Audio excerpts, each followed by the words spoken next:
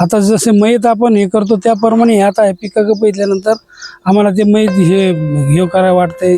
एवढी वाईट परिस्थिती आहे पिकांची आणि शेतकऱ्यांची। मागील 2 दिवसापासून जो अवकाळी पाऊस आहे त्या पावसामुळे कांद्याचं अतोनात नुकसान झालेलं आहे। 2 एकरावरील कांदा संपूर्ण नष्ट झालेला आहे। त्यात गारपीट झालेली, त्यामध्ये आंतरपीक पपईचं होतं ते सुद्धा गारा लागून ते पण खराब होऊन गेलेले आहे। त्याचप्रमाणे बऱ्याच शेतकऱ्यांची ज्वारी काढणी चालू आहे, गव्हाची काढणी चालू आहे।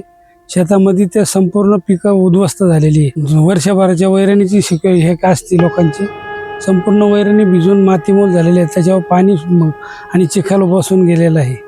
शेतकऱ्यांना पुढील वर्षभरासाठी जनावरांच्या खूप अडचणी आहेत वैरणीच्या आणि याच्या। आता की 2014ला सरकार म्हणले होते की 2022 पर्यंत शेतीचं उत्पन्न डबल होईल आणि शेतकऱ्यांच्या आच्छादन येतील, परंतु त्याच्यातलं कुठलंच काही दिसलेलं नाही। आतापर्यंत 2026 आले तरी पण स्वामीनाथन आयोग लागू व्हायला पाहिजे नव्हता, शेतकऱ्याच्या पिकांना हमी भाव मिळायला पाहिजे नव्हता। ह्या आशेने शेतकऱ्यांनी हे केलं, परंतु तसं काहीच होताना दिसलेलं नाही आजतागायत।